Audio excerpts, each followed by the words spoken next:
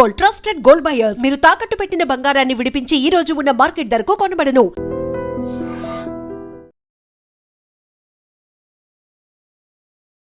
నమస్తే, welcome to healthy conversations with IG media. నేను మీ Jhansi. So ఈరోజు మనతో డాక్టర్ శ్రీనివాస్ చెల్మల గారు ఉన్నారు, ఆయుర్వేదిక్ జనరల్ ఫిజిషియన్. మరి మీకు ఏం తిన్నా కానీ గ్యాస్ట్రిక్ ఫామ్ అవుతుందా? చింతపండు కానీ లేదా ఏదైనా చిన్న పులుపు వస్తువు తగిలినట్లయితే ఆ రోజంతా గ్యాస్ పట్టేసినట్టుగా అనీజీగా అనిపిస్తుందా? మరి గ్యాస్ రావడానికి అసలు ప్రధాన కారణం ఏంటి, రూట్ కాజ్ ఏంటో తెలుసుకునే ప్రయత్నం చేద్దాము. నమస్తే అండి. నమస్కారం అండి. చాలా మందిలో చాలా కామన్గా లైక్ జలుబు దగ్గు ఎలా ఉంటుంది అని చెప్తూ ఉంటారో, గ్యాస్ట్రిక్ సమస్యలు కూడా ఈక్వల్గా వస్తూ ఉంటాయి. ఇప్పుడు మనం షుగర్ గురించి మాట్లాడుకున్నట్లయితే అందరికీ షుగర్ ఉందని ఎలా చెప్తున్నామో, ప్రతి ఇంట్లో ప్రతి ఒక్కరికి గ్యాస్ట్రిక్ సమస్య ఉంటుంది. సో దీని గురించి మాట్లాడదాము. తప్పకుండా అమ్మా. మీరు చూస్తే అసలు గ్యాస్ట్రిక్ సమస్య ఇంత ఎక్కువగా ఉండడానికి reason, first and foremost reason ఏంటంటే మనం తీసుకునే డైట్. అది అందరికి తెలుసు, అంటే మనం ఏం తింటామో మిగతా వ్యాధులు కూడా అంతే. కానీ ఎస్పెషల్లీ గ్యాస్ అనేది ఏంటంటే ఆయుర్వేదంలో దీన్ని ఉదరగత వ్యాధుల్లో, అంటే ఉదర అంటే మన అబ్డామినల్లో ఎన్ని ఆర్గాన్స్ ఉంటాయి, మన విజరల్ ఆర్గాన్స్ అన్నీ కూడా అబ్డామినల్ ఉంటాయి. దాంట్లో ఏ ప్రాబ్లంకైనా ఫస్ట్ సిమ్టమ్గా వచ్చేది గ్యాస్ట్రిక్ ప్రాబ్లం. అంటే ఇక్కడ మనము గ్యాస్ట్రిక్ అంటే ఉట్టి పొట్టకు సంబంధించే కాదు, ఈవెన్ లివర్, ఫ్యాటీ లివర్ పెరిగిపోయి లివర్ హార్డ్నెస్ అయినా గ్యాసెస్గా చూస్తాము.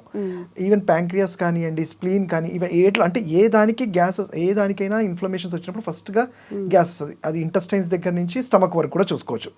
అయితే మీరు అడిగినట్టు కారణం చూసుకుంటే నేను అదే చెప్పాను కదా, మనం తీసుకునే డైట్ చాలా ఇంపార్టెంట్. ఇప్పుడున్న మన జనరల్ సిచ్యువేషన్ ఏంటంటే మనం ఈ ఉరుకుల పరుగుల్లో ఏదో బ్రేక్ఫాస్ట్ కానియాలని కానిచ్చేస్తాము, లేకపోతే కొన్నిసార్లు మధ్యాహ్నం తినకుండా నైట్ ఒకేసారి పొద్దున తినేసి నైట్ తినడం చేస్తాము. వీటన్నిటి వల్ల ఏంటి, మన మెటబాలిజం, మన గ్యాస్ట్రిక్ జ్యూసెస్ ఎలా పనిచేస్తాయంటే వాటికి ఎవ్రీ 6 hours ఎంతో కొంత పని ఉండాలి. మనం కూడా అంతే కదా, వర్క్ చేస్తుంటేనే యాక్టివ్గా ఉంటాం. సో మన సిస్టమ్ మనం ఏం చేస్తున్నామంటే ఎవ్రీ 6 hours తక్కువగా, అంటే లిమిటెడ్గా కొంచెం ఫుడ్ తీసుకోమంటాం. బట్ అంతేకాని ఒకేసారి నేను ఇంత తినేస్తాను లేకపోతే మళ్ళీ తినను అంటారు. అంటే మధ్యాహ్నం అవాయిడ్ చేయడము, నైట్ అవాయిడ్ చేయడము, వీటన్నిటి వల్ల పేగుల్లో ఆ పెరిస్టాల్టిక్ మూవ్మెంట్ తగ్గిపోయి అది గ్యాసెస్గా రిగజిటేట్ అవుతూ ఉంటుంది. ఒక్కొక్కసారి ఫార్టింగ్ లాగా అవుతుంది, ఒకసారి బెల్చింగ్ లాగా ఉంటుంది. ఇవన్నీ ఎక్కువైపోయినప్పుడే గ్యాస్ట్రిక్ వల్ల వచ్చే ఇతర ప్రాబ్లమ్స్ లైక్ ఇన్ఫ్లమేషన్ కానివ్వండి, అల్సర్స్ కానీ, ఇవన్నీ చూస్తుంటాం. సో మెయిన్ కారణం మాత్రం టైమ్లీ ఫుడ్ తీసుకోకపోవడము, తీసుకున్న ఫుడ్ కూడా సరైన పోషకాహారం లేనివి. అంటే ఏదో తినాలి అని చెప్పేసి తినేయడము, బయట ఫుడ్స్. న్యాచురల్గానే మనం ఇంట్లో ఫుడ్కి బయటికి డెఫినెట్లీ తేడా ఉంటుంది. సో ఈ అవుట్ సైడ్ ఫుడ్స్ కూడా చాలా క్రియేట్ చేస్తుంది ఈ ప్రాబ్లమ్ని. ఓకే ఓకే మీరు చెప్పినట్టుగా ఇప్పుడు ఏంటంటే నైట్ భోజనం మానేయడం అనేది ఎవ్రీ హౌస్లో ఒక ప్రాక్టీస్ అయిపోయింది. ఏంటంటే ఒకరేమో కొంచెం ఫాస్టింగ్ చేస్తే కడుపు ఫ్రీ అవుతుందని అనుకొని, లేకపోతే పొద్దున్నంతా బాగా తిన్నాం కదా ఇంకా నైట్ తినొద్దని కొంతమంది.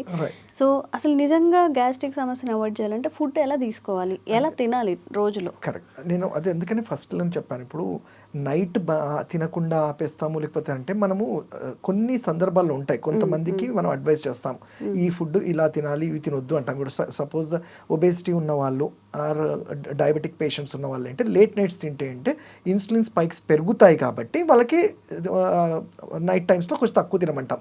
బట్ ఇన్ జనరల్ కూడా ఆయుర్వేదం ఏం చెప్పింది, మనం కూడా చూసేది ఏంటంటే నైట్ ఫుడ్ ఎప్పుడైనా కానీ ఎర్లీగా అయిపోవాలి, డిన్నర్ అంటే 6:30, 7 లోపల. ఎందుకు అంటే ఆయుర్వేదంలో ప్రతిదీ అది వ్యాధి కానివ్వండి, మనిషి తత్వం కానివ్వండి, వాత పైత్య కఫాల మీదనే చూస్తాం. అంటే వాతంకి ఒక టైం అంటాము, పైత్యంకి ఒక టైం ఉంటుంది, కఫానికి ఒక టైం. ఆ టైంలలో అవి చాలా ఎక్కువగా యాక్టివ్గా ఉంటాయి. ఇప్పుడు పైత్యము అన్నట్టు ఏంటంటే గ్యాస్ట్రిక్ జ్యూసెస్ని, జఠరాగ్ని పైత్యం అంటాం. అది సరిగ్గా బ్యాలెన్స్డ్గా ఉంటే మన మెటబాలిజం కరెక్ట్గా ఉంటుంది. సో ఈ పైత్యం అనేది జనరల్గా నైట్ 10 నుంచి మార్నింగ్ 2, ఎర్లీ మార్నింగ్ 2 వరకు చాలా ఎక్కువగా దాని యాక్టివిటీ ఉంటుంది. ఆ టైంలో దాని పని అది చేసుకునేవాళ్ళు. అంటే ఏంటి, మనం తీసుకున్న ఫుడ్ డైజెస్ట్ చేసుకునే టైం అది. మనం ఏం చేస్తున్నాము, తినడమే దానికి హెల్ప్ చేయకపోగా తినడమే 10:30, 11కి తినడము, నిద్రపోకడము. అంటే దానివల్ల దాని పనిని కూడా మనం ఇంటరప్ట్ చేస్తున్నాం. సో డెఫినెట్లీ ఆ గ్యాస్ట్రిక్ జ్యూసెస్ అన్నీ కూడా అవి రివర్స్లో వర్క్ చేయడం స్టార్ట్ అవుతుంది. సో ఇది ఒక మెయిన్ కారణంగా చూస్తాం గ్యాస్ట్రిక్ వాళ్ళని.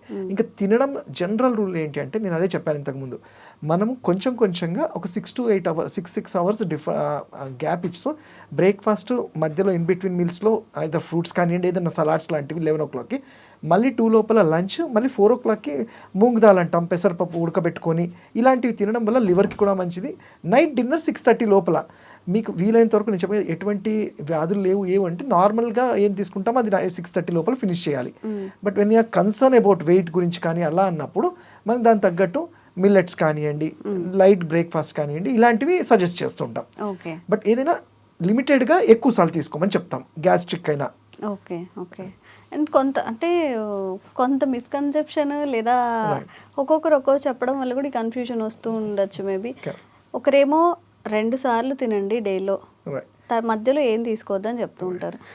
మీరేమో కొంచెం తక్కువ అమౌంట్లో ఎక్కువ సార్లు తీసుకోవచ్చు అని చెప్తారు. దీనికి నేను ఒకటి చెప్తాను, ఎవరి పాయింట్ ఆఫ్ వ్యూలో అందరం కరెక్ట్. ఎందుకంటే ఎవరు ఏ డాక్టర్ అయినా కానీ ఒక పేషెంట్ని ఆలోచించుకొని చేస్తాం. కాకపోతే ఇక్కడ డాక్టర్స్ ఎప్పుడైతే మేము కామెంట్ పాస్ చేస్తామో అది ఆ వ్యాధి, ఆ పేషెంట్ ఆ వ్యాధి తీవ్రతని బట్టి అది అడ్వైస్ చేస్తాం.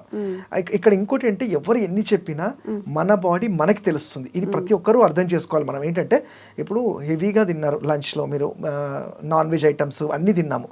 సో లేదు ఆయన చెప్పారు 6కి 30కి తినమన్నారు, నేను 2:32లో తిన్నాను, అయినా కానీ అంటే అది హెవీగా డైజెస్ట్ కానప్పుడు కూడా ఒకరు చెప్పారని చెప్పేసి అది మన బాడీ ఆల్రెడీ చెప్తుంది హెవీనెస్ ఉంది, నాకు అవ్వట్లేదు, కొంచెం వామిటింగ్ లాగా రావడం కానీ బ్లోటింగ్ ఉంది అన్నప్పుడు అలాంటప్పుడు హెవీ డైట్ తీసుకున్నప్పుడు ఈ కాన్సెప్ట్స్ ఆ రోజుకి మనం పక్కన పెడతాం. సో అంటే మన బాడీ ఏం చెప్తుందో అది మనం అర్థం చేసుకోవాలి. అండ్ ఇంకోటి ఏంటంటే మీరు తినకుండా ఉంటారు, సరే ఇంకొకరు చెప్పారు మార్నింగ్ తినమన్నారు ఈవినింగ్ తినవద్దు అంటే మీరు ఒక 1 వీక్ అబ్జర్వ్ చేస్తే మీరు చూస్తుంటారు చాలా డైట్స్ వస్తాయి, అన్ని ఇది తినొచ్చు అది తినొచ్చు అని. వీటి వల్ల 1 వీక్ తర్వాత చాలా రకాల సిమ్టమ్స్ కనపడుతుంటాయి. కొంతమంది నాకు చాలా యాక్టివ్గా ఉన్నానంటారు, కొంతమంది వీక్గా ఉన్నానండి, చాలా నాకు ఎందుకో చిరాక్గా ఉంది. ఎందుకంటే న్యూట్రియన్స్ బాడీకి సప్లై లేనప్పుడు కూడా చిరాకు ఇవన్నీ వస్తుంటాయి. సో ఇక్కడ మనకు అర్థమైపోతుంది ఈ డైట్కి మనం సూట్ అవుతామా లేదా అనేది. సో దాన్ని బట్టి. అండ్ ఇంకోటి ఇన్ జనరల్గా ఆయుర్వేద వైద్యుడికి నేను చెప్పేది ఒకటి ఏంటంటే మన ఇండియన్ కల్చర్ ఒకటే దాని మీద ఉంటుంది, మధుర ఆమ్ల లవణ కటుతిక్త కషాయ రసాలు అంటాం. మీరు ప్రపంచంలో ఏ కంట్రీకి వెళ్ళినా ఈ టేస్ట్ల గురించి మాట్లాడరు, రుచులు ఫుడ్ రుచి గురించి మాట్లాడరు. మన ఇండియన్లో మన భారతీయులో మనం అంటాము మధుర ఆమ్ల లవణ కటుతిక్త కషాయాన్ని అంటాం. అయితే అంటే అప్పట్లో అంటే ఈ కాన్సెప్ట్ ఎప్పుడు అంటే ఒక కొన్ని ఇయర్స్ బ్యాక్ అప్పుడు వాళ్ళకు ఉన్న ఎనర్జీకి వాళ్ళు చేసే వర్క్స్కి ప్రతి ఫుడ్లో ఈ అన్ని రకాల టేస్ట్ చూసేవాళ్ళు. సో వాళ్ళకి ఏంటంటే గ్యాస్ట్రిక్ కాదు కదా, ఈ జీర్ణ సమస్యలు అలాంటివి ఏమి ఉండకపోయేది, దాని తగ్గట్టు ఫిజికల్ యాక్టివిటీ కూడా ఉండేది. కాకపోతే ఇప్పుడు నేను చెప్పిన అన్ని టేస్టులు రోజు చూడలేము. అలా అని చెప్పేసి ఒకటే టేస్ట్ మీద ఉండడం కూడా కరెక్ట్ కాదు. అంటే మీరు చూస్తే ఇదే డైట్ ఇదే పర్టికులర్గా తినాలి అని చెప్పేసి కొంతమంది ఫ్రూట్స్ మీదనే ఉంటారు. సో లాభం ఏముండదు. అంటే మన కాన్సెప్ట్ మారాలి. మీరు డైట్ చేసేది ఉట్టి వెయిట్ లాస్ గురించి కాదు. అంటే అందరికీ మెయిన్గా ఏముంటుంది అంటే నేను వెయిట్ లాస్ అవ్వాలి, సో మిగతా అన్నీ తగ్గుతాయంటారు. 100% ట్రూ. బట్ వెయిట్ లాస్ అనేది మీరు ప్రాపర్గా చేస్తున్నారా లేదా, ఉట్టి ఫ్యాట్ తగ్గుతుందా, మిగతా ఎలక్ట్రోలైట్స్ ఎనర్జీ కూడా వెళ్తుందా అనేది చూసుకోవాలి. సో నేను ఇచ్చే సజెషన్ అంటే మన బాడీని మనం అర్థం చేసుకోవాలి, ఎవరు ఏ డైట్ చెప్పినా.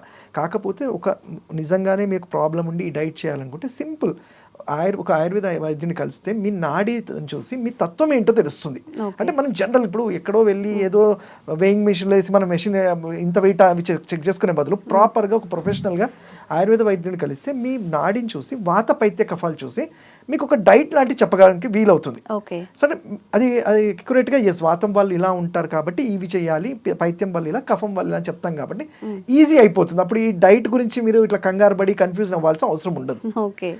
ఇండివిజువల్గా కస్టమైజ్ చేస్తాం కూడా. ఓకే.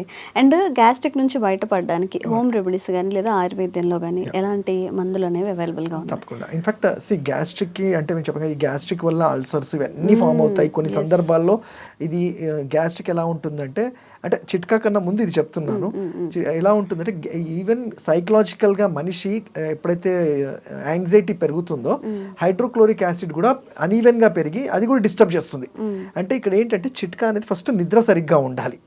అండ్ ఇంకోటి ఏంటంటే సరే అల్సర్స్ వచ్చాయా, వాటికి ట్రీట్మెంట్స్ ఎలాగుంటాయి, ఆయుర్వేద ఔషధాలు ఇస్తాము, పంచకర్మ థెరపీస్ చేస్తాము, వాళ్ళకి రెగ్యులర్ హ్యాబిట్స్ అని చెప్తాం. బట్ ఈ గృహ చిట్కాల్లో ఏంటంటే గ్యాస్ట్రిక్ అవుతుంది ఏంటి, నేను ఇంతకుముందు చెప్పినట్టు గ్యాస్ రిలీవ్ అవ్వకుండా పైకి ఎగదన్నుతుంది. అండ్ తిన్న వెంటనే అది సరిగ్గా డైజెస్ట్ అవ్వక అంతా పేరుకుపోయి అది మన తేన్పుల్లాగా రావటము, కొన్ని సందర్భంలో ఇండైజెస్టెడ్ పుల్లటి తేన్పులు కూడా చూస్తుంటాం. సో ఫస్ట్ థింగ్ మనకి ఫస్ట్ వినేది ఏంటి, ఛాతిలో మంట అంటారు. గ్యాస్ట్రిక్ అంటే బర్నింగ్ సెన్సేషన్ లాగా ఉంది డాక్టర్ గారు అంటే వెంటనే వెళ్ళి షాప్లో ఒక టాబ్లెట్ తీసుకుంటారు. దానికన్నా నేను సజెస్ట్ చేస్తాను మన వంటింట్లో ఉండే ఇంగువ, సింపుల్ కొంచెం ఇంగువ, అది టేస్ట్ బాగుండకపోవచ్చు కానీ కొంచెం ఇంగువ తీసుకొని నాలుగు కింద పెట్టుకొని చప్పరించడం వల్ల 15 to 20 minutesలో మనకి ఆ గ్యాస్ట్రిక్ అనేది రిలీవ్ అవుతుంది. అంత అది బెస్ట్ యాంటాసిడ్ అని చెప్పొచ్చు. అలానే దాన్ని మేము ఔషధాల్లో కూడా ఇస్తాము, హింగు వచ్చాది చూర్ణం అని కానివ్వండి, ఇలాంటి వాటి యాజ్ కాంబినేషన్స్ కూడా ఇస్తుంటాం. ఓకే. బట్ మనకి ఇంట్లో డైరెక్ట్గా దొరుకుతుంది. ఇంకొన్ని సందర్భాల్లో కడుపులో మంటలాగా ఉండి గ్యాస్ట్రిక్ లాగా ఉంది అంటే ధనియాలు సింపుల్ మీరు ఏం చేయాల్సిన ధనియాలు అలా తీసుకొని నీళ్ళలో బాయిల్ చేసుకొని వాటి ఫిల్టర్ చేసుకొని తాగితే కూడా ఇమీడియట్ గా గ్యాస్ట్రిక్ అనేది రిలీవ్ అవుతుంది. కొన్ని సందర్భాల్లో మోషన్ కూడా సరిగ్గా అవ్వకపోయినా క్లియర్ అవుతుంది. సో ఇవి నార్మల్ గా ఎవరైనా చేసుకునేవి ఇంట్లో. కాకపోతే అది బాగా ముదిరితే మాత్రం ఆయుర్వేద వైద్యుని కలిసి ట్రీట్మెంట్ తీసుకోవడం బెటర్. అండ్ అన్నిటికీ కూడా హోమ్ రెమెడీస్ అనేవి తప్పకుండా ఇలాంటివి చేస్తే మాత్రం మంచి ఉపయోగంగా ఉంటుంది. ఓకే, అన్నిటికీ హోమ్ రెమెడీస్ మాత్రమే పనిచేయవు కాబట్టి నిజంగా సీరియస్ గా సిచ్యువేషన్ ఏదన్నా ఇంకొంచెం సీరియస్ అవుతుంది అన్నప్పుడు గైడ్ లైన్స్ త్రూ అంటే మేము చెప్పేది కూడా ఏముంటుంది, ఇలాంటివి ఇప్పుడు మేము చెప్పినా కానీ పేషెంట్ చూసినా కానీ వాళ్ళకు కెమికల్ బేస్డ్ అని కాకుండా ఇంట్లో మనకి దొరికేవి, కాకపోతే అలా తీసుకోలేనప్పుడు వాటిని మేము యాజ్ ఎ ఫార్ములేటెడ్గా కషాయమ్స్ కానివ్వండి గుళికల్లాగా ఇవ్వాల్సి ఉంటుంది. అంటే నేను చెప్పేది ఏంటి, దీనివల్ల ఎటువంటి సైడ్ ఎఫెక్ట్స్ ఏమీ లేదు, అన్ని ఉన్న సైడ్ ఎఫెక్ట్స్ అన్ని గుడ్ సైడ్ ఎఫెక్ట్సే ఉంటాయి. ఓకే, థ్యాంక్ యూ అండి. Thank you. And for more videos, Please subscribe to iDream. Please subscribe to iDream. Please subscribe iDream. And please subscribe to iDream. For more videos, subscribe to iDream. please like, share and subscribe to the channel. Congratulations, iDream. Subscribe to iDream. Subscribe to iDream. So subscribe to iDream Media. iDream team andarki huge congratulations. Please subscribe iDream Media. Please subscribe to iDream. Subscribe iDream. Please subscribe to iDream. iDream అంటే నా కళల ఛానల్ను subscribe చేసుకున్న నోరు తిరుగుతలేదు, మీరైతే గంట గుర్తు కొట్టండి. For more such videos, please subscribe to iDream. Subscribe to iDream. Please subscribe to iDream. Please subscribe iDream Media. Please do subscribe to iDream. Please subscribe to iDream Media. For best entertainment and information, please subscribe iDream. And don't forget to subscribe to iDream.